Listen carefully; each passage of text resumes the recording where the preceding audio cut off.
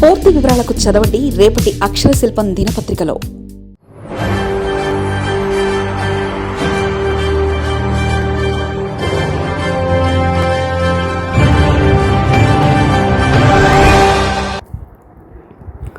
జనసేనలో గేట్లు ఎత్తేశారట. ఇక చేరికలు కూడికలు షురు. ఆ మాజీ మంత్రికి పవన్ గ్రీన్ సిగ్నల్. జనసేన పార్టీలోకి మరింత చేరికలు ప్రారంభమవుతున్నాయి. రారండోయ్. ఏదో అనుకుంటాం కానీ రాజకీయ పార్టీలంటే రాజకీయ పార్టీలే. ఎందుకంటే అక్కడ జరిగేది కేవలం రాజకీయం మాత్రమే. అందుకే రాజకీయ పార్టీలో అలాంటి సిద్ధాంతాలు ప్లస్లు మైనస్లు సంగతి చెప్పక్కర్లేదు. ఇందుకు వర్తమాన రాజకీయ పార్టీలు కూడా అతీతం కాదు. ముఖ్యంగా జనసేన రాజకీయ పార్టీ అంతకన్నా అతీతం కాదు. ఎందుకంటే జనసేన పార్టీ కూడా కొన్ని సిద్ధాంతాల విషయంలో రాజీ పడుతుంది. ముఖ్యంగా జనసేన అధినేత జనసేనాని అని చెప్పుకునే పవన్ కళ్యాణ్ కొంతమంది ఇతర రాజకీయ నేతల్ని పార్టీలో న్యూలుగా చేర్చుకోవడానికి చాలా ఇష్టపడుతున్నారు. ఎందుకంటే ఆయనకు పార్టీలో సీనియర్ నేతలు అవసరం, రాజకీయం తెలిసిన వాళ్ళు అత్యవసరం. అందుకనట నేను మార్పు కోసం మాత్రమే వచ్చాను, నేను చెగవేరే లాంటి స్ఫూర్తితో వచ్చాను. ఇలా ఎన్నో గొప్ప విషయాలు చెప్పిన పవన్ కళ్యాణ్ లాంటి నేత జనసేన పార్టీ అధినేత ఇప్పుడు కొత్తగా పార్టీలో చేరికల గురించి ఆలోచిస్తున్నారు. అది తన రాజకీయ పార్టీలో దాదాపుగా ఎంతో ఎక్కువగా పనిచేసిన పాత రాజకీయ పార్టీల నుంచి వలస రాజకీయ పార్టీలకు సంబంధించిన వాళ్ళందరినీ కూడా ఇక్కడ ఇంక్లూడ్ చేస్తున్నారు. అంటే జనసేన సిద్ధాంతాలకు సంబంధించిన విషయాల్లో ఎక్కడ రాజీ పడడం లేదన్నది అబద్ధమని ఇక్కడ మనకు అర్థం కావాలి.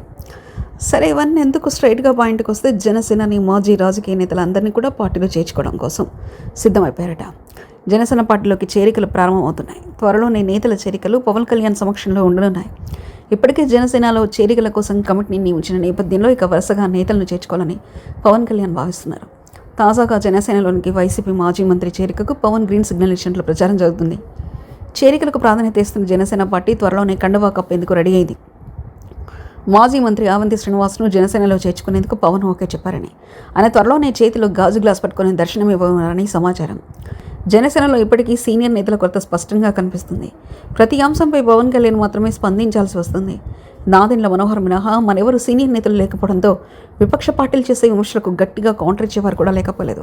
దీంతో పార్టీ ఆలోచన మేరకు నడుచుకునేవారని, వారి ట్రాక్ రికార్డును పరిగణలోకి తీసుకుని కొందరు నేతలను పార్టీలో చేర్చుకునేందుకు పవన్ కళ్యాణ్ సిద్ధమయ్యారు. అందులో భాగంగా మాజీ మంత్రి అవంతి శ్రీనివాస్ను పార్టీలో చేర్చుకునేందుకు సిద్ధమయ్యారు. గత ఎన్నికల సమయంలో ఓడిపోయిన తర్వాత అవంతి శ్రీనివాస్ వైసీపీకి రాజీనామా చేశారు. అవంతి శ్రీనివాస్ సామాజిక వర్గ పరంగా ఆర్థికంగా బలమైన నేత కావడంతో ఆయన చేర్చుకునేందుకు సిద్ధమయ్యారు. వైసీపీకి రాజీనామా చేసిన తర్వాత 2 నెలల నుంచి అవంతి శ్రీనివాస్ మౌనంగానే ఉంటున్నారు. తన వ్యాపారాలను చూసుకుంటున్నారు. టీడీపీలో చేరాలంటే ఆయన టీడీపీకి రాజీనామా చేసి రావడంతో పాటు తన ప్రధాన శత్రువు గంటా శ్రీనివాస్ కూడా టీడీపీలో ఉండడంతో ఆయన జనసేనను ఎంచుకున్నారు. గత కొన్ని రోజుల నుంచి ప్రయత్నిస్తారు. నియోజకవర్గాల సంఖ్య పెరుగుతుండడంతో పాటు తనకు ఖచ్చితంగా సీటు దక్కుతుందని భావించిన అవంతి శ్రీనివాస్ జనసేనలో చేరబోతున్నారు. పవన్ కళ్యాణ్ కూడా అందుకు ఓకే చెప్పారని తెలిసింది. అయితే ముహూర్తమే ఖరారు కావాల్సి ఉంది. మరిన్ని కథనాల కోసం సబ్స్క్రైబ్ చేసుకోండి మీ అక్షర శిల్పం. పూర్తి వివరాలకు చదవండి రేపటి అక్షర శిల్పం దినపత్రికలో.